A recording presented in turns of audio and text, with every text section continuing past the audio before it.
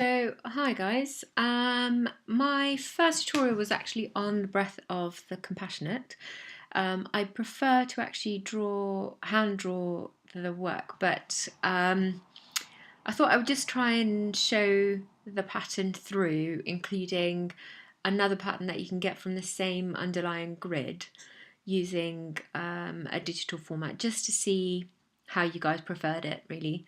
It also means I can move through the steps a little bit faster, as they're already done, really, and I'm just going to flick through each screen. But let's see how it goes, and do give me feedback and tell me if you prefer this method or me actually doing it by hand. So to quickly go through, you've got the instructions already in the other videos on my YouTube channel, but to go through it a bit more of a pace, we start off with a horizontal line, and into the centre of that we place a circle. What we then need to do is to ascertain the vertical, and we do that by drawing another circle, or actually we only really need an arc. But what I did here is I placed my compass on the east interface on the circle, and I made sure that the radius of my circle was the diameter of my original circle. So I placed it on the east, and then the next thing I did was place it on the west. And where the two arcs intersect both above and below, so this shape in the middle is known as the vesica piscis, and what we can do is we can create a line going through between them to get our vertical. Now once we've got our vertical, we don't actually need these, so I'm just going to hide them.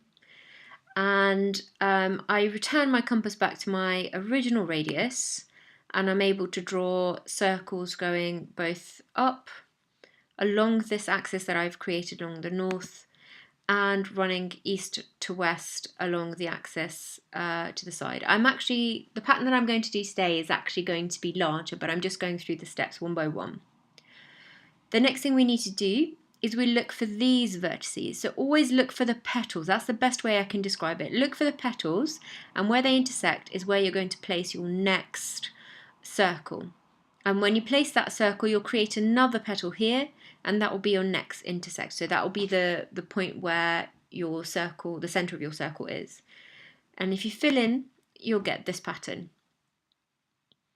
The next thing that we need to do once we've got that pattern is to add in our diagonal lines, and these give us new indices. So if we look at our circle here at the center, which was the original circle, we've now got it being crossed at 45 degrees as well as at 90 degrees, and again another 45.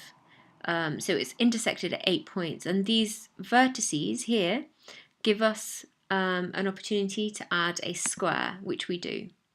So this was our original basic grid. All I'm going to do is I'm going to add another layer all the way around so that I've got a 5x5 grid, and this is going to be the grid that I work from moving forward.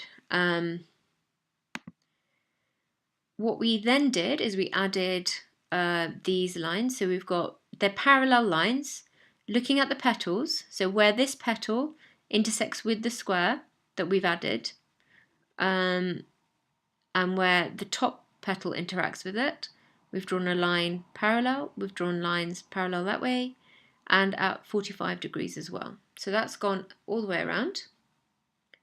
We've then placed a circle within the space here and put a dynamic and a static square. Again, all the detailed instructions are in the YouTube video.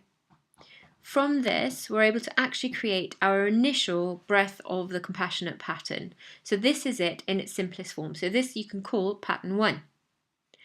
What we then did is we realised we can actually add even more detail to it and make it a little bit more complex by highlighting the star that we've got in the centre, which we then take out all the way through, and then into the centre of the crosses we can also add this pattern here. So this was our more complicated pattern, and this is pattern 2. What I'm actually going to do is go back to our breath of the compassionate grid and show you a new pattern that you can get from this. And the way that it's created is that you create a bit of a ninja star. Okay, but because this is getting a little bit heavy to see, what I'm going to do is I'm going to take the red pattern in the background and just make it slightly lighter so that this stands out a little bit more. You can still see that it's there, but I just want to show you the construction of this. Now the way that I've done it is I've taken my 8-pointed star, so that remains intact, but on every alternative sort of side, I've added a little pentagon. So basically, in the top corner, this cross, I've taken one arm of that cross and I've joined it into this pattern. This cross, I've taken the top part, this part, I've taken the east, and this part, I've taken the south of the actual cross. If you consider it north, east, south, and west, I've added here the south part onto this. All I'm now going to do is I'm going to add more ninja stars around the outside. The one thing that I want you to notice is that these ninja stars are all the same, but they're different from this one.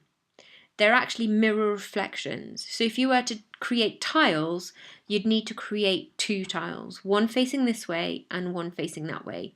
And in fact, you'd need to include a 3rd tile, which is this pattern that emerges here. If I add another layer external to this, you can actually see that. I'm just going to chop off the external bits there. So you can see we've got this shape, which is actually the same as this shape, it's just rotated. But this and this are reflections. So we've actually got 3 tiles going on. So this pattern is actually your pattern 3. And again, just like our first Breath of the Compassionate pattern, we can also make this one a little bit more complicated. And we do that simply by actually drawing out the crosses again. But you'll notice within this pattern here, you've got this shape and this shape which gets highlighted, whereas within the ninja cross, you've actually got 4 little pentagons that get highlighted. So I'm actually going to colour them in separately just to show you. So if we start just to highlight how we've got the pattern, but then we stick to our original patterns. So all of these shapes here, I've given the end pieces, which are L-shaped, if you like, one colour. And then in between, I've added those in blue. And again, this is harks back to the original Breath of the Compassionate pattern. And this would be pattern 4. Anyway, I hope you enjoyed. If you're going to have a go at this, please do tag me on Instagram at pomegranates. And if you prefer me to hand draw and go at a slower pace, let me know in the comments as well.